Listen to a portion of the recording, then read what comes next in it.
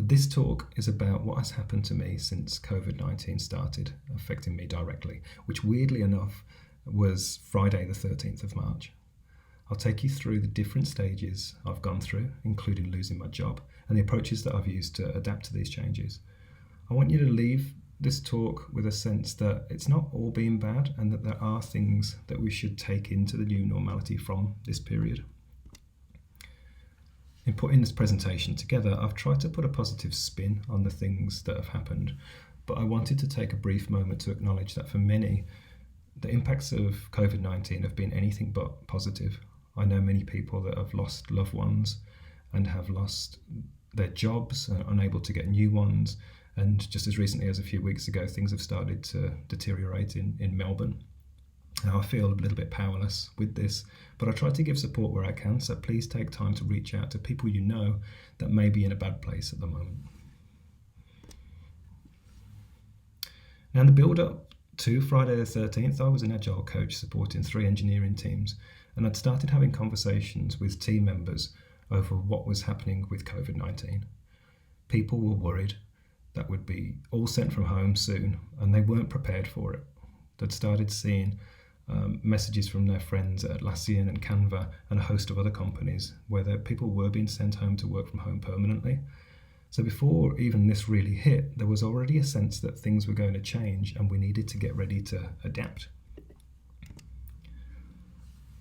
This picture that we've got here is from some rehearsals that we were doing at the office to get prepared for working from home.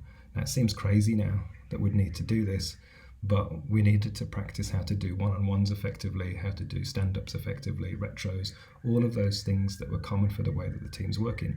We had to rehearse all of this ahead of time in order to start to make people feel a little bit more comfortable with what was about to happen. And when Friday the 13th finally arrived, the coaching team originally had a team building exercise planned that involved lots of people and ping pong balls. It was a heaps of fun session, but it's something that you would not think about doing now. It's the least socially distant activity that you could possibly do. Now this didn't happen, and I'm still gutted about it because it was going to be such a good session. We had scheduled for the day before, but ironically we had to postpone it because somebody was ill. What actually happened on Friday the 13th is there was an announcement in the morning to say that from Monday we would all be working from home and we needed to get ready for it. So the coaching team that I was part of pulled together and started adjusting the guidelines for how we work to accommodate for this, so people would feel that they would have some level of support as we went into it and people weren't alone.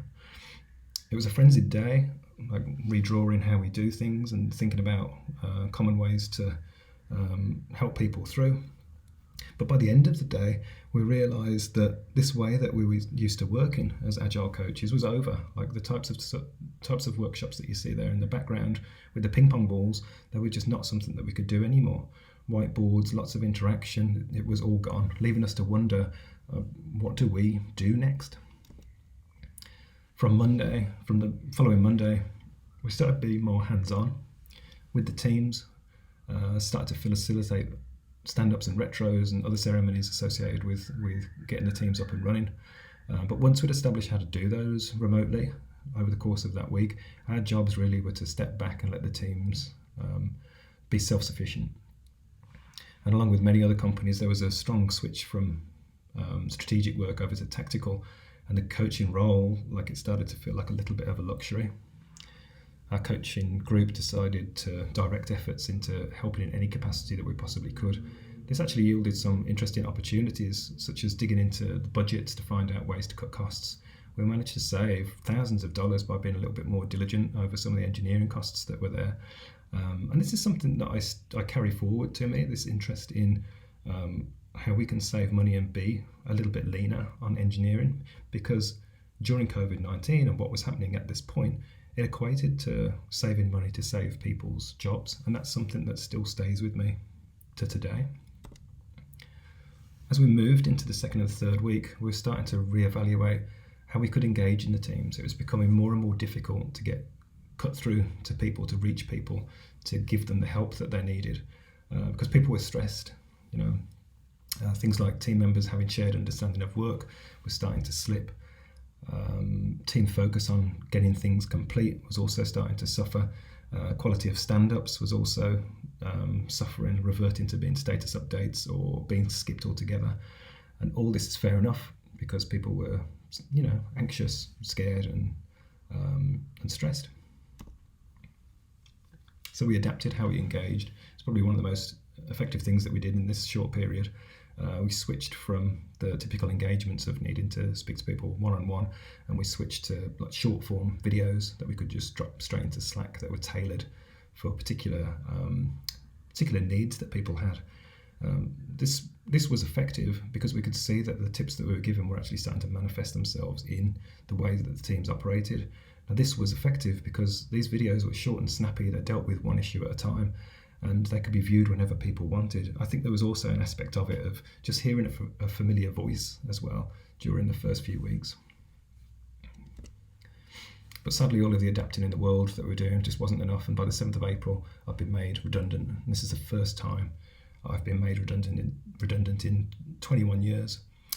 So it's new territory for me, and it's arrived at a key point in my career where I feel as though my technical skills aren't what they were, and I'm still trying to find my feet in terms of being a leader. Now, something that helps me here is the Bridges transition model. I think about this quite a bit at the moment. It's designed to be used where organisations are transitioning and offers a way to help people through it psychologically. For me, where I am in my career and using this, it's a little bit more like this, where I was good at front-end development. I want to be good at leading and managing, but right now I'm right in this neutral zone in the middle where I feel as though I just don't know what I'm doing. For me, this is where imposter syndrome lives.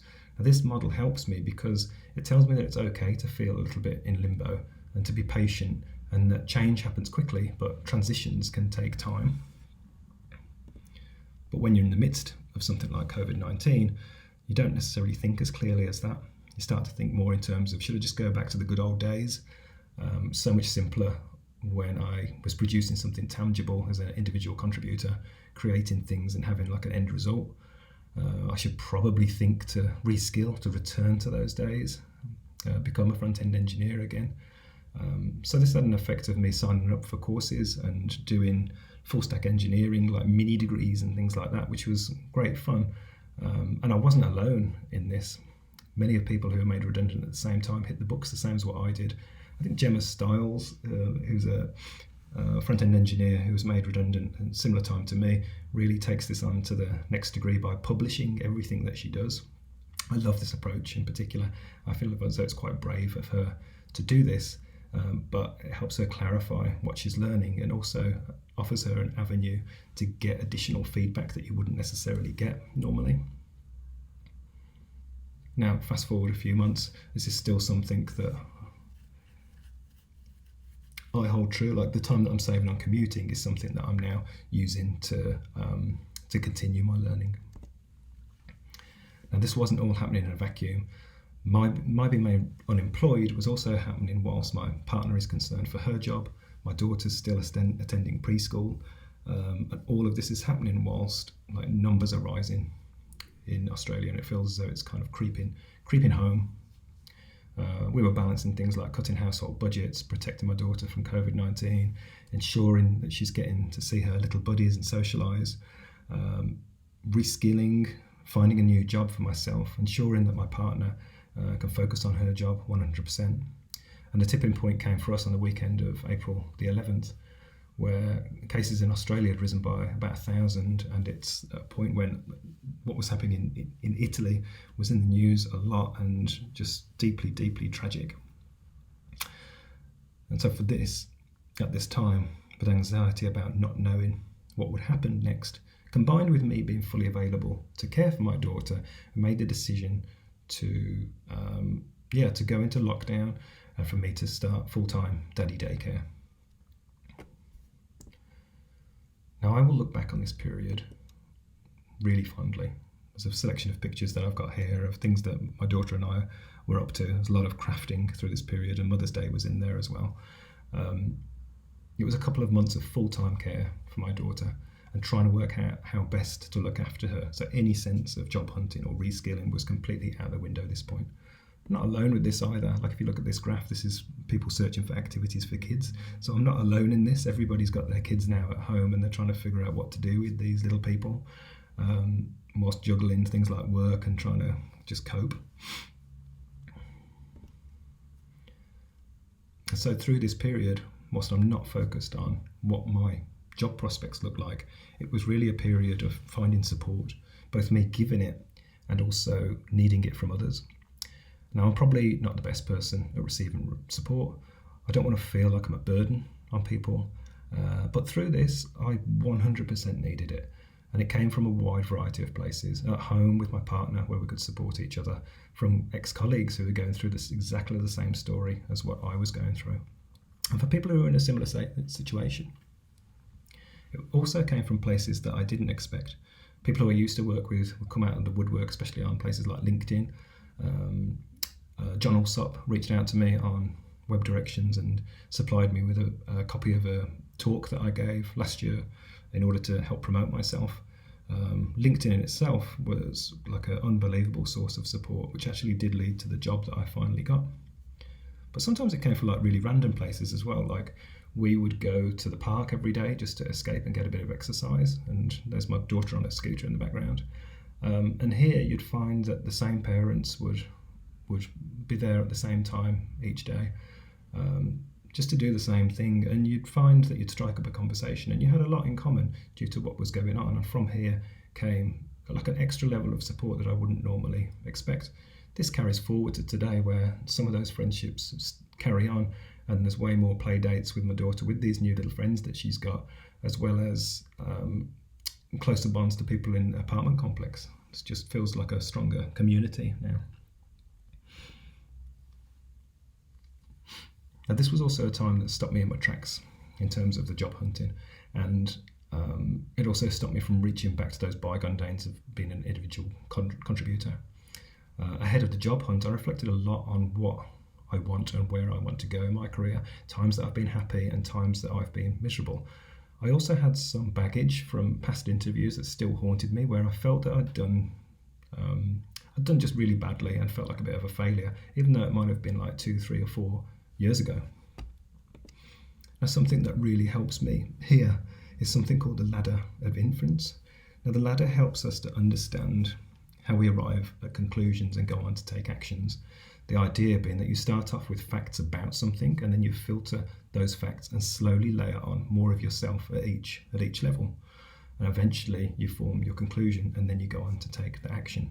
And it explains why, given the same set of facts, different people can arrive at different conclusions. In the case of my interviews that still haunted me, I pulled up conversations and information and code tests that I'd had around that period to better understand what was actually going on there for me. And what I discovered was that they didn't necessarily go badly. It was that I could act a little bit like a child and pull the pin on these interviews rather than going through the full process and getting the feedback. And so this became one of the biggest changes that I made to my approach in going for a job, to ride out every interview to the end and seek the feedback that I needed at the end. I also found that I could give answers that I thought people wanted to hear rather than what I actually had from my perspective. I felt that combining these two together would mean that if I put forward what I put forward in the interview didn't land me a job, the feedback that I would get would be way more valuable to me in the long run. So I've got some job hunting tips for you if you're in this situation. And maybe if you're interviewing people, maybe this will shed some light on what's happening sometimes with people going for jobs in this period. First thing I'd say is that be patient. There's almost 1 million people unemployed in Australia at the moment. That's predicted to go up as well with the end of or the winding down of JobKeeper. There's also less jobs. At the moment, there's been a 40% drop in vacancies since February. This means that anybody advertising for a job is going to get way more applications than they've ever had before. So for you as the job hunter, then it just means that you need to be patient. It doesn't mean that you're not doing well through the process, but it just means that they may be overwhelmed with what's happening. My second tip is just embrace the awkwardness of it. Like video interviews can sometimes be super awkward and stilted, and you'll often find kids popping up randomly on both sides of the interview. But I kind of like this. I'm like inherently an awkward person anyway, and this allows me to peer into a different side of someone's life, to peer into their home life and get to know someone a little bit better than what I probably would in an interview room in some random office somewhere. My next tip is to use your network. Typically, I'm quite secretive about when I'm going for interviews and looking for a new job, but with COVID-19, I was in the same situation as so many other people, and I knew a lot of people who would be going for the same jobs that I was going for. So we took advantage of this by sharing information about the interviews, the questions being asked, and what to expect from the people on the other end of the interview. Now, to do this, like, you've got to accept that you may not get the job and your friend will, but you can get there with that. It just means that the role wasn't right for you, and the benefits are that you get your own version of a mini glass door. Last tip I'd give you is, like, you can cheat these interviews with things just being done all over video.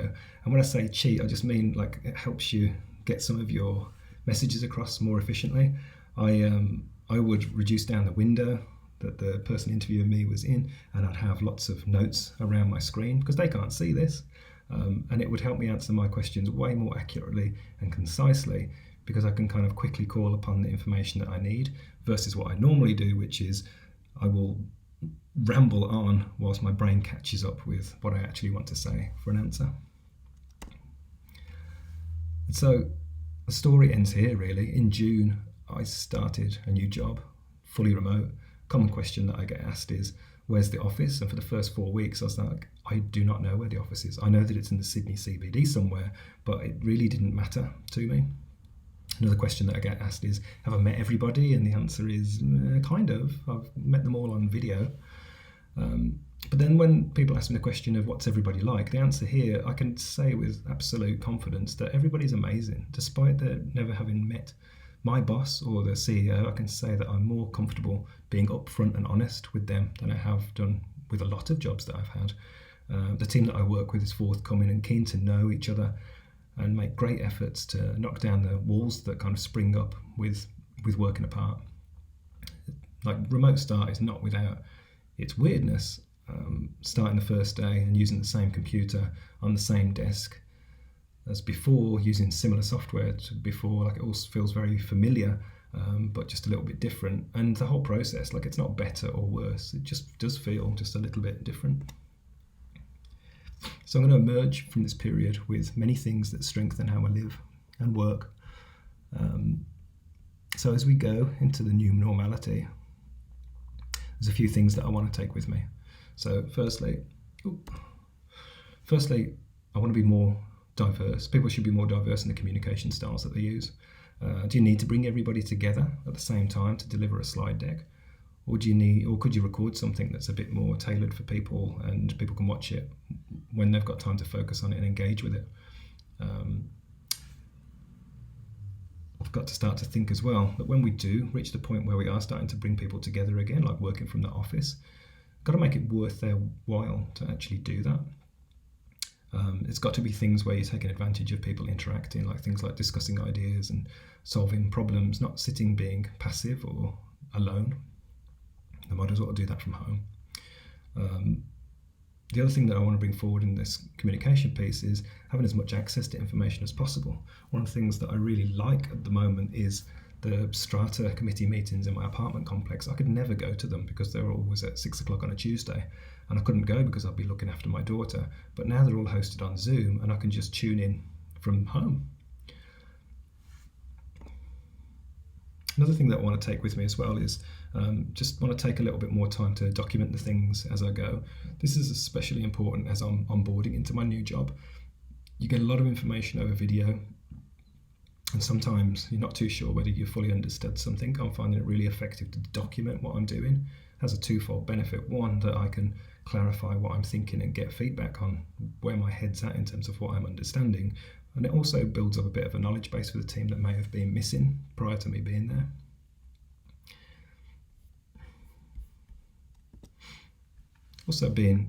I'm also going to be more objective in the communication style that I've got. PRs and Slack are not always the best medium to get a message across. Sometimes you can jump to conclusions through that. I find that I'm using that ladder of inference quite a lot to stay down in the facts as much as possible. If I feel as though somebody is jumping into a conclusion, I try to bring them down into the facts with me so we can talk a little bit objectively about things and get on the same page. And the last thing I'm very mindful of now is that transition does take time, that changes like this are very sudden and abrupt, and the actual transition to get through that can take people like a long time to get through, and it may happen at different speeds for different people. So when you do say, hello, how are you? Just take a minute to hear what people have to say and give them a little bit of time.